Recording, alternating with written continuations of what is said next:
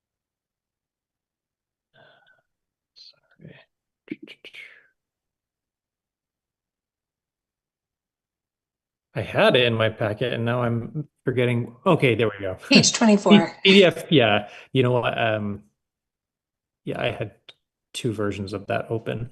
Okay, so we have a motion to amend the license, and basically what it is to amend the on-premises club license to the International Beverage Service Company, LLC, so that they have additional hours of operation to include the 9 a.m. to noon time on Sundays, basically taking advantage of the recent bylaw change.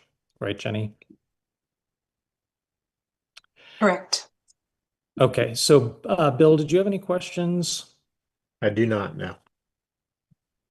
Okay, so I would entertain a motion to issue an amended annual all alcoholic beverage on premises club license to the International Beverage Service Company, LLC, at 159 Ballville Road with additional hours of operation to include 10 a.m. to noon on Sundays per Mass General Law, Chapter 138, Section 33B. So moved. And I'll second that. Roll call, Bill. Yes. And I'm also a yes. Thanks for making that easy on us, Jenny.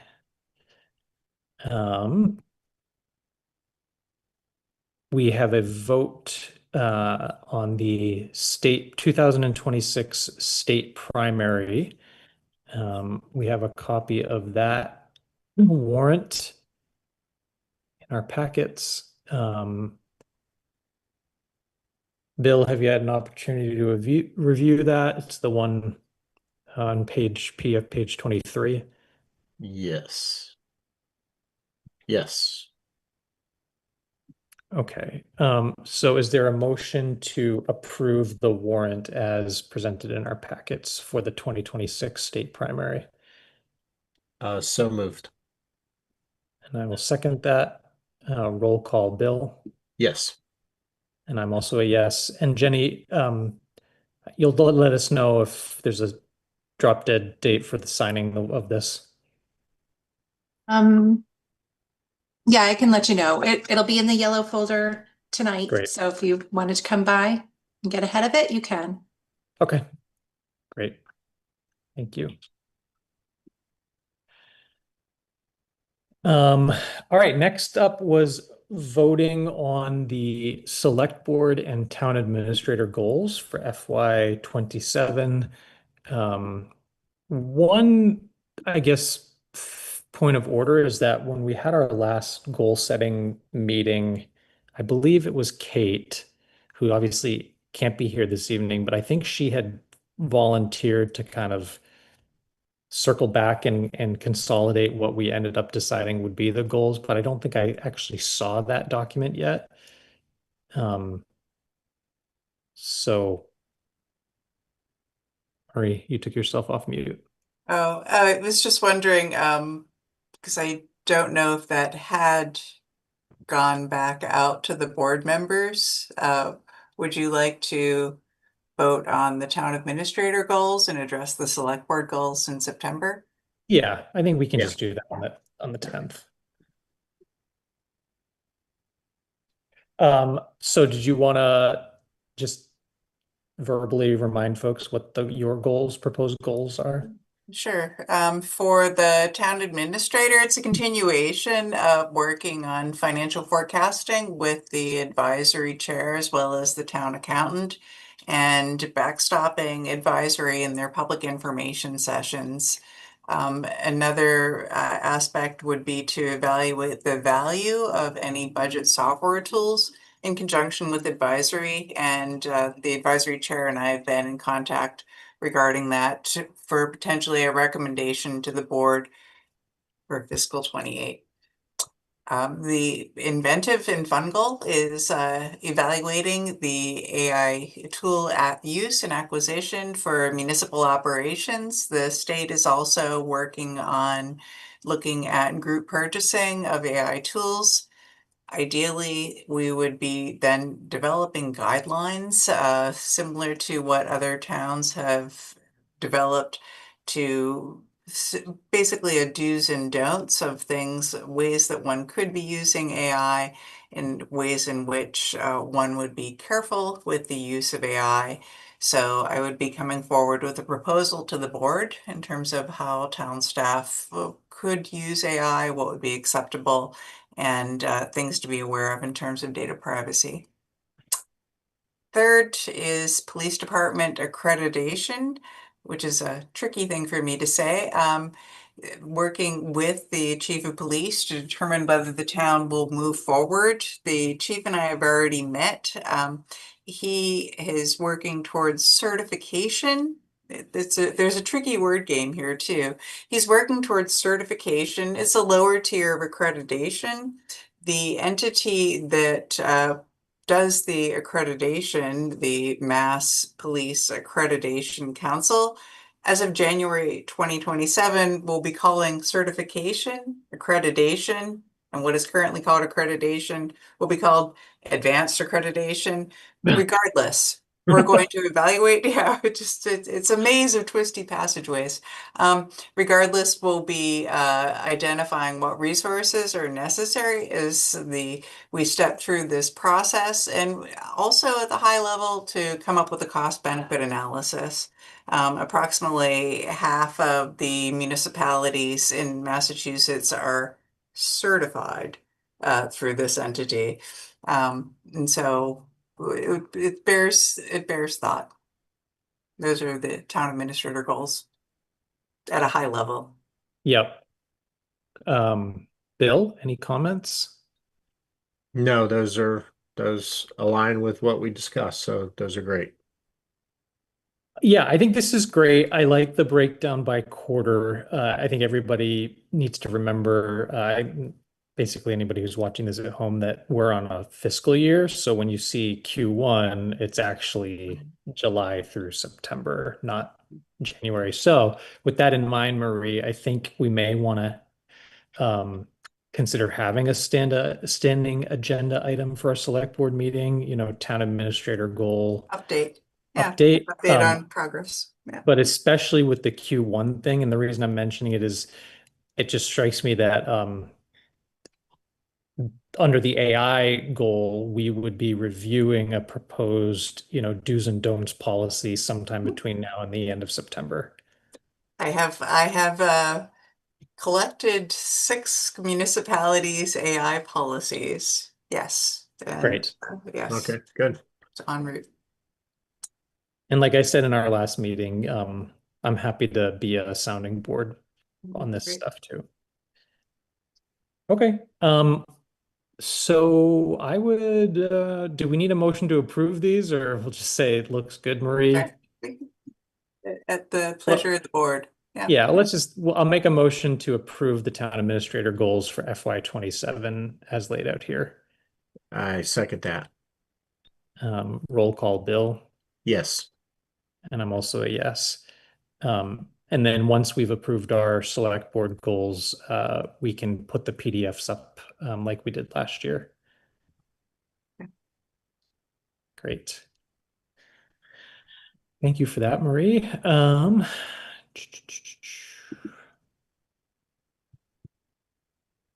Next, we have the review and approval of the compensatory time policy, which you had shared with us at a prior meeting.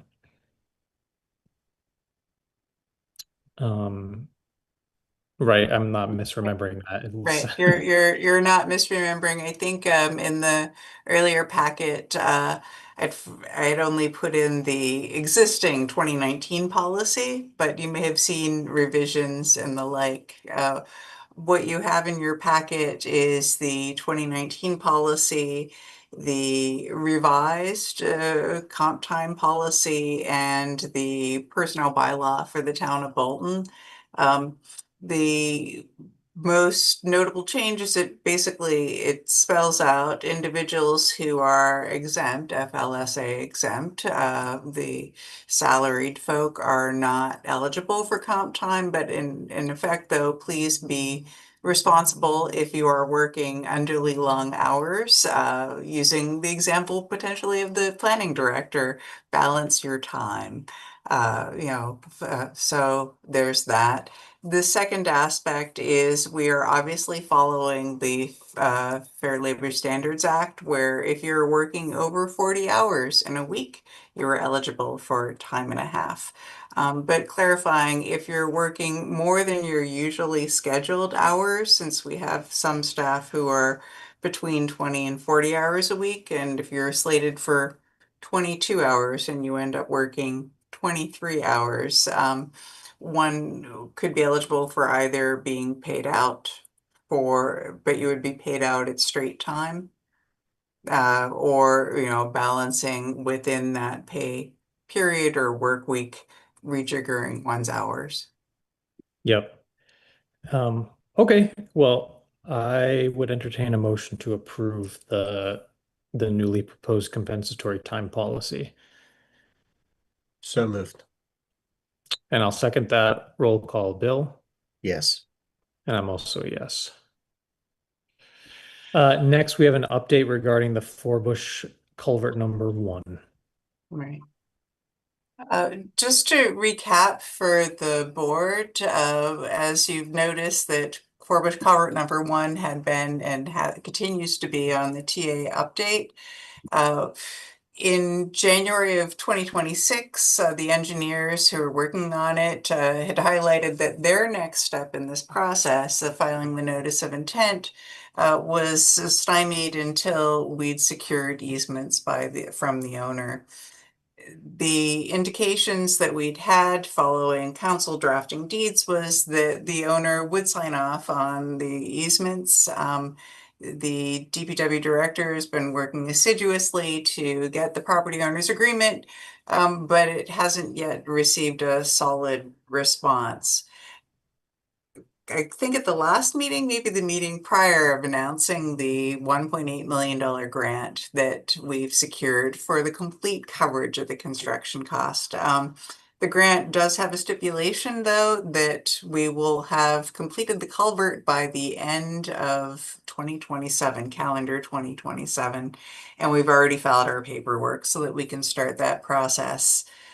Similar to a roadway drainage project in the past for Spectacle Hill, just wanted to give an overview that per our council, the select board can take easements for roadway drainage without the town meeting vote under a section of Mass General Law for the easements necessary to carry out the drainage work. And that due to the earmark that was secured by Representative Hogan, we have monies available to cover the appraisal costs and any award of damages as part of the overall project. I would like, in order to meet that end of December 2027 deadline, to get the board's authorization to start the process, appraise the temporary and the permanent easements, to determine damages so that we can secure those and Forbush Culvert 1 can proceed apace. Yep, makes sense. So thanks for laying that out. I would entertain a motion to authorize the town administrator to obtain an appraisal to determine damages for the purposes of securing the permanent and temporary easements for Forbush Culvert number 1. So moved. And I'll second that. Roll call, Bill. Yes. And I am also a yes. Thank you, Marie. Next up, we had, it was the consideration of the sticker recommendation from the Transfer Station Committee. Is that right? That is correct. And we have the chair of the Transfer Station Committee here tonight.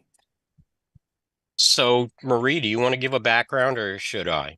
Well, I can give the briefest of overviews, which is we are diligently working to operationalize the select board's goal that the stickers will be required as of January 1.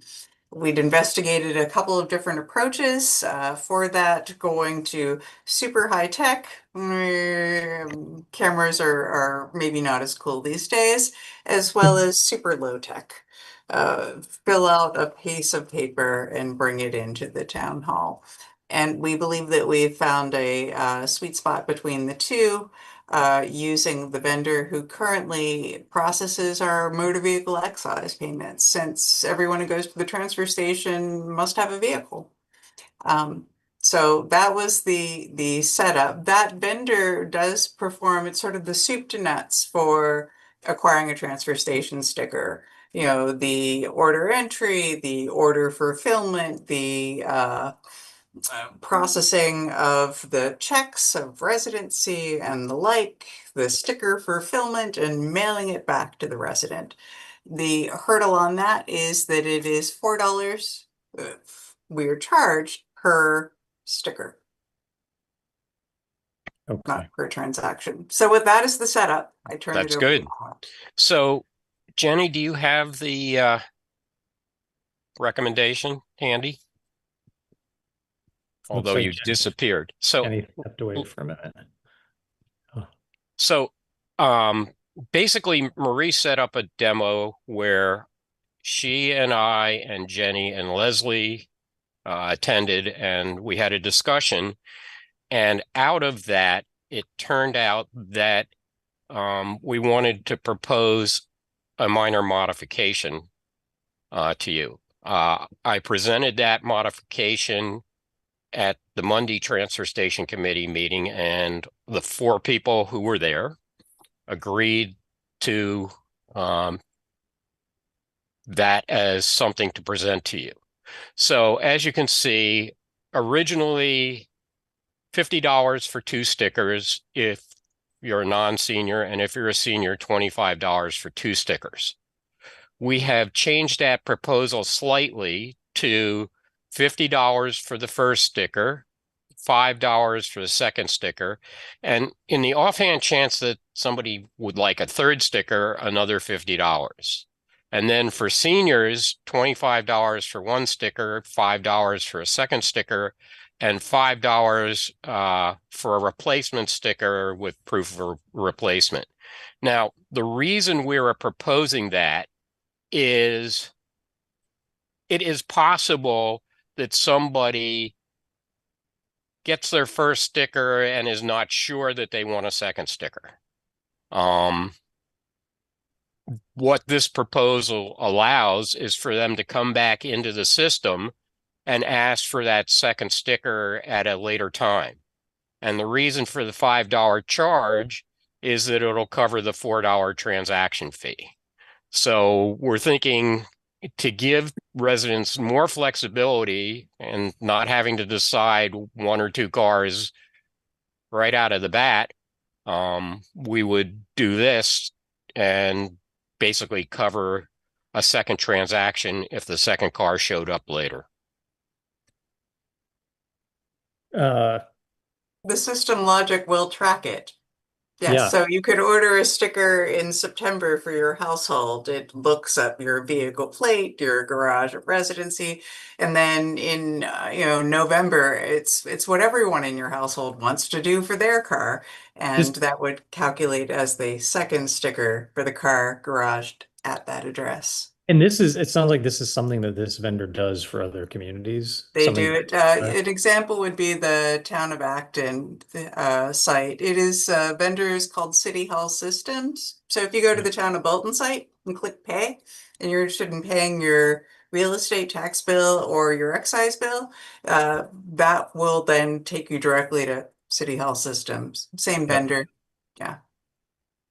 And then on the, could you just explain for the replacement $5 for 1 sticker with proof of replacement, what do you have contemplated there? So you have a damaged windshield, you replace the windshield and your sticker goes with it. You sell your car and the sticker goes with it. We just want to cover once again, cover the transaction fee. We'll know that something happened because you've already bought the sticker. And we just want to charge $5 to cover the transaction fee. Yep. Okay. Sounds reasonable to me. Bill? Yeah, I think this pricing is very reasonable. I think it's a well thought out plan. Just as one additional thing, the committee is working on a document to explain stickers in general, but we'll also work on a document on how to use City Hall systems. So hopefully, if you read these documents, you'll understand what's going on and you'll understand how to interact with the system.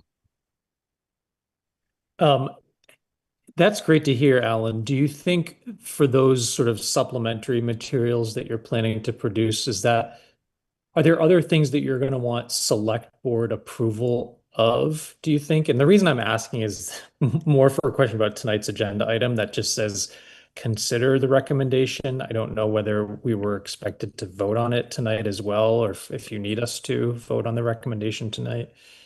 I don't need you to vote on it tonight. I do need you to vote on it sometime because I'm asking you to change something you voted on. Yeah. Also, one thing that we'll likely come back to you and ask you about is we're going to try and make this system available in December so that people can buy their stickers. One of the things that you get when you buy a sticker is they'll fill out the stickers and send them to you, but you'll also get a receipt and you'll get a temporary sticker so that you have that in case you really have to go to the transfer station before the mail shows up. Okay. That means that we will come back to you and ask whether somebody shows up after January 1st without a sticker, whether they're subject to a fine. Now, theoretically, if I read the document about fines, it says yes. So we will come back to you and say, did you really mean yes? Okay.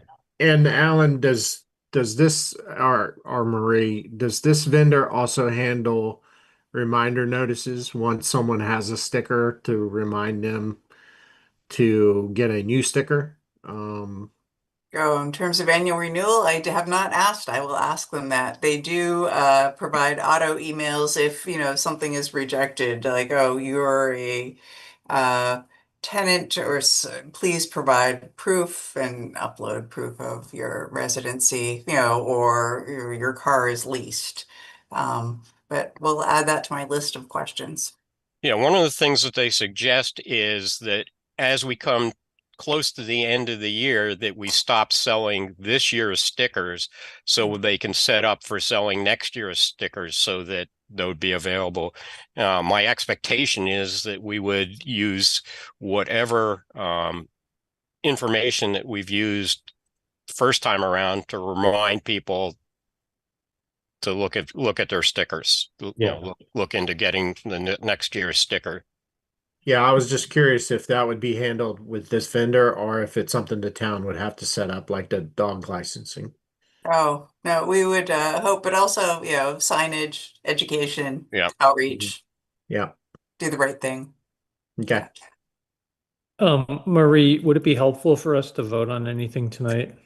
That would be helpful, because we're coming to the board as you'd set the prices and assign me the responsibility, working in conjunction with the committee to make it happen. Yep.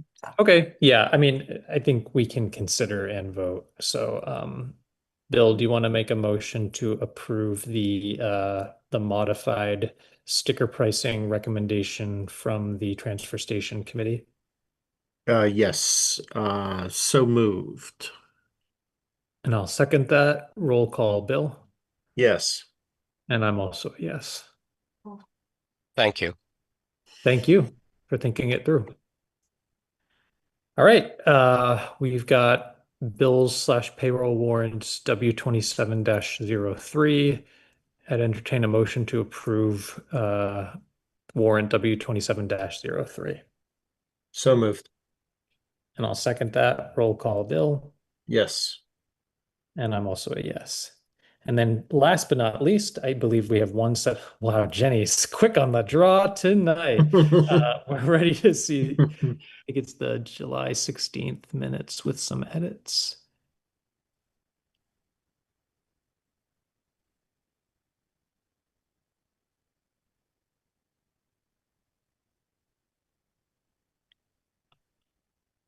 Okay. Is there a motion to approve the minutes as edited for July 17th, 2026? So moved.